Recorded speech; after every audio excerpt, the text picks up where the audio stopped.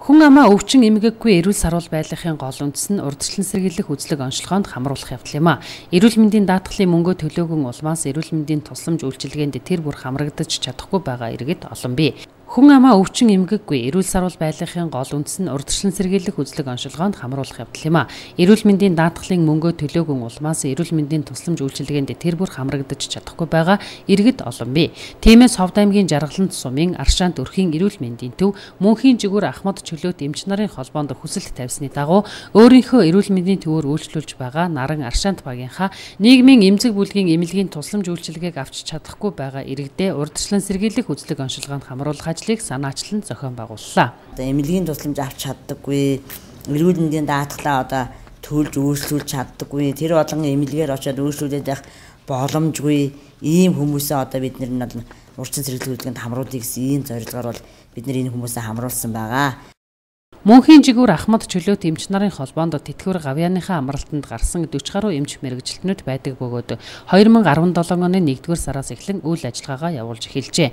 Тус холбоонд Монгол улсын хүний гавьяат их эмч 5, клиникийн профессор 13, зэрэгтэй зөвлөх, ахлах тэргүүлэх эмч 20 гаруй байдаг байна. Хэдийгээр гавьяаныхаа амралтанд гарсан ч гэлээ тэд хүн ардынхаа эрүүл мэндийн төлөө сэтгэл зүрхээ зориулан ажиллах учиртай гэж үзэж байна. Иймээс холбооныхаа анхны үйл ажиллагаа болгож Аршаант өрхийн эрүүл мэндийн төвд хурж ажиллан эмэгтэйчүүд чих хамар хоолой, мэдрэл, сэтгээс дотор хүүхдийн эмч нар тус өрхийн эрүүл мэндийн төвөөр үйлчлүүлдэг эмзэг бүлгийн иргэдэд эрүүл мэндийн урьдчилан сэргийлэх үзлэг онцлогоог амжилттай хийлээ.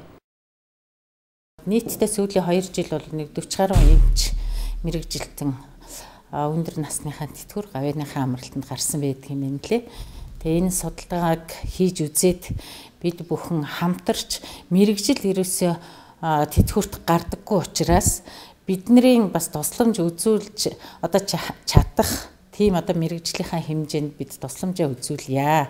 Ард иргэдэд ямар ч байсан бид энэ тусламжийг үзүүлж бүсийн онцлогын эмчилгээний төв болон одоо бусад эмнэлгүүдтэйгээ хамтран ажиллая гэсэн ийм одоо төлөвлөгөөний дагуу чөлөөт эмч нарын баг буюу мөнхийн жигүүр гэсэн одоо ийм холбоо бий болгосон байгаа. Аршаант өрхийн эрүүл мэндийн төв нь Наран Аршаант гэсэн 2 багийн 6000 гаруй хүн ам, Харьяаллын бус төр оршин суугч 1000 гаруй нийтдээ 7000 гаруй хүн амд эрүүл мэндийн анхан шатны тусламж үйлчилгээг үзүүлдэг байна. Энэ удаад зохион байгуулсан эрүүл мэндийн урьдчилан сэргийлэх үзлэг онцлогоонд хамрагдсан иргэдээс илэрч буй дийлэнх өвчлөл нь